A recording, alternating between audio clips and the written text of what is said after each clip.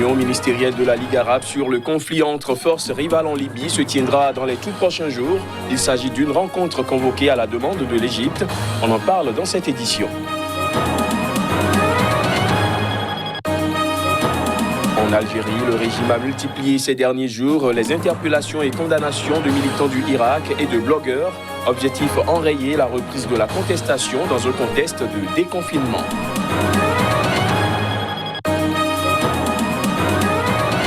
Et puis en Côte d'Ivoire, un glissement de terrain a emporté un hameau d'une vingtaine de maisons à Aniama, dans la banlieue nord d'Abidjan, faisant plusieurs morts et de nombreux disparus, ensevelis sous la boue. Voilà pour les titres. Bonsoir à tous. Une réunion ministérielle de la Ligue arabe sur le conflit entre forces rivales en Libye se tiendra dans les tout prochains jours. L'annonce a été faite ce vendredi par le secrétaire général adjoint de l'organisation arabe. Il s'agit d'une rencontre convoquée à la demande de l'Égypte. Voici les détails.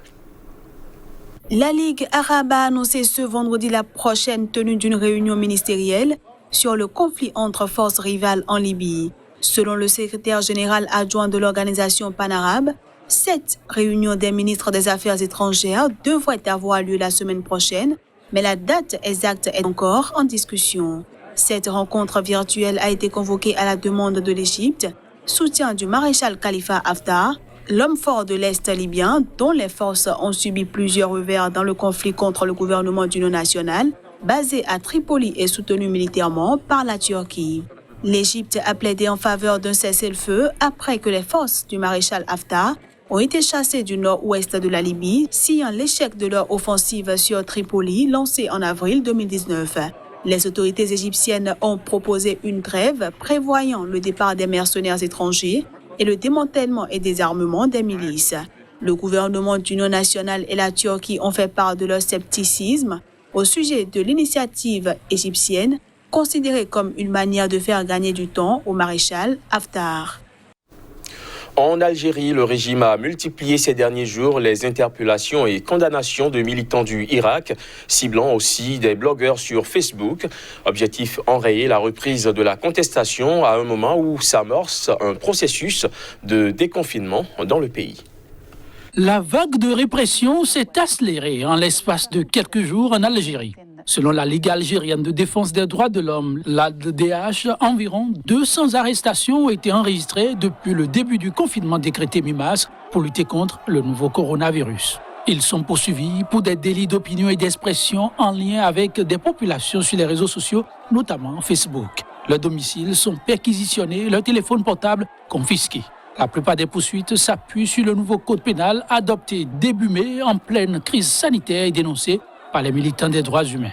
Parmi les accusés, des figures plus ou moins connues du Irak, des militants politiques et des journalistes, mais aussi des kidams accusés d'avoir moqué le pouvoir sur Facebook.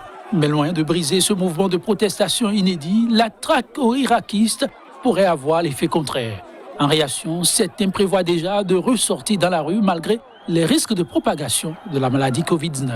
Né en février 2019 d'un immense ras-le-bol des Algériens, le Irak réclame un changement du système en place depuis l'indépendance en 1962, mais en vain, du moins jusqu'à présent, même si elle est parvenue à obtenir en avril 2019 le départ du président Abdelaziz Bouteflika après 20 ans au pouvoir. En Tunisie, des milliers d'agents de santé ont défilé dans les rues de Tunis suite à l'appel d'une grève générale dans tous les hôpitaux publics. Ils exigent une réforme du secteur de la santé, notamment après la pandémie de coronavirus qui a contaminé 1128 personnes et tué 50. Voici les images. Infirmiers et techniciens travaillant dans les hôpitaux publics se sont rassemblés devant le ministère de la Santé brandissant des banderoles où l'on pouvait lire « La santé publique est une richesse nationale » ou encore les professionnels ne reculeront pas, ont constaté des journalistes de l'AFP. Les manifestants qui font valoir qu'ils se sont investis dans la lutte contre le nouveau coronavirus et ont continué à travailler pendant le confinement, contrairement aux autres fonctionnaires, exigent une loi spécifique pour encadrer leur statut. Durant la crise du Covid, il y a eu 2 ou 3 secteurs qui n'ont pas cessé le travail et qui ont assumé leurs responsabilités dans le pays, a souligné Othman Djalouli, un responsable syndical de la Fédération générale de la santé. Mais comme d'habitude, nous les soignants sommes en première ligne pour la guerre et les derniers pour les remerciements. Les dispositions actuelles communes à tous les fonctionnaires ne permettent pas d'organiser le travail d'une façon spécifique dans la santé, ni de rémunérer certaines heures supplémentaires, déplorent les manifestants. La grève a été lancée dans tous les hôpitaux publics du pays à l'appel de la puissante centrale syndicale UGTT, selon qui seules les urgences fonctionnaient jeudi. La Tunisie a levé cette semaine la plupart des mesures mises en place dès le début mars et le pays est parvenu à juguler l'épidémie qui a fait 50 morts et n'a pas entraîné d'afflux massif dans les hôpitaux. Actuellement, aucun malade du Covid n'est hospitalisé dans le pays. Quelques cas sont identifiés chaque jour.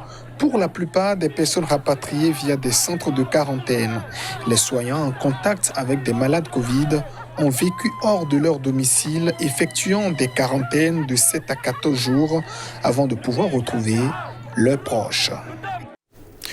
Le Nigeria a connu une forte augmentation des cas de viol et de violences domestiques contre les femmes pendant le confinement dû à la pandémie de nouveau coronavirus. Pour dénoncer cet état de choses, des femmes ont manifesté contre les violences sexuelles dans le nord-est du pays.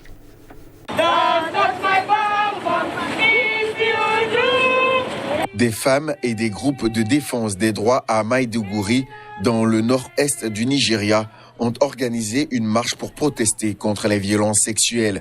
Selon le chef de la police nationale, le Nigeria a connu une forte augmentation des cas de viol et de violences domestiques contre les femmes pendant le confinement dû à la pandémie du nouveau coronavirus. Tout le monde doit être au taquet. Les parents, les chefs religieux, la sécurité, tout le monde, même les chefs de communauté. Il faut que nous nous unissions tous, car la sensibilisation commence à la maison. En tant que mère, vous devez commencer à expliquer à votre fille l'importance de son corps.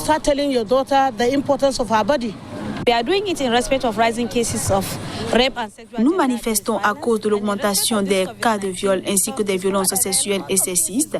Et en ce qui concerne la COVID-19, nous avons découvert qu'il existe beaucoup de cas de violence actuellement et la Commission a enregistré beaucoup de cas. C'est pourquoi nous nous exprimons pour que les auteurs de ces actes soient arrêtés et traités pour faire face à la colère de la loi. Le Nigeria, pays le plus peuplé d'Afrique avec 200 millions d'habitants, a été secoué par une série de meurtres et d'agressions sexuelles contre les femmes très médiatisées ces dernières semaines. Ces attaques ont déclenché une vague d'indignation sur Internet et des manifestations de rue, poussant les autorités à s'engager à lutter contre les violences sexuelles généralisées dans le pays.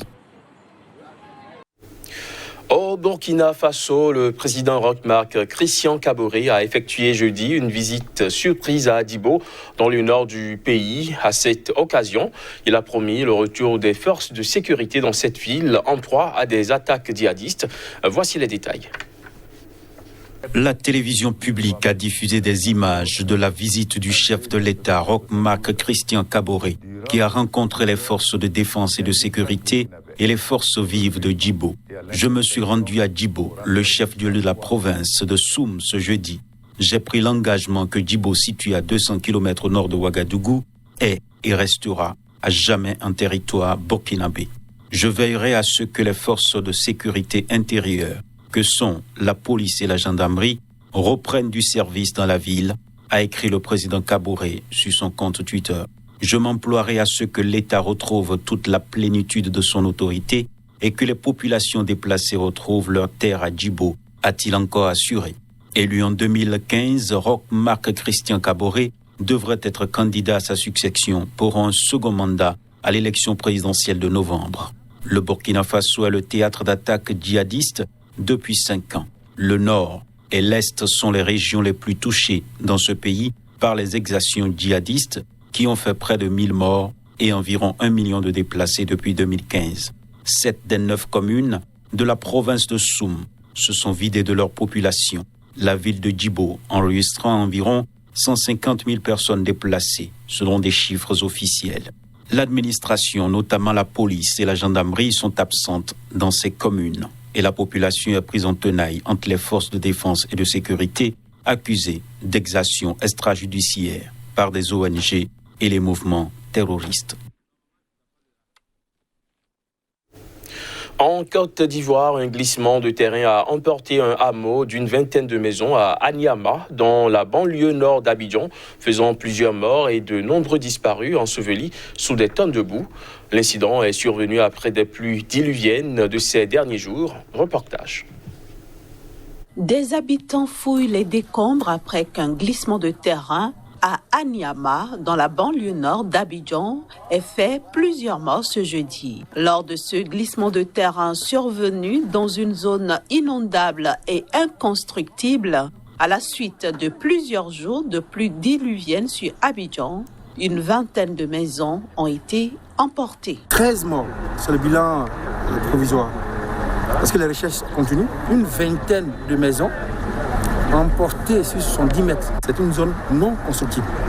Et c'est une zone qui a été conçue dans le plan d'urbanisation pour recueillir les eaux en cas de pluie décennale.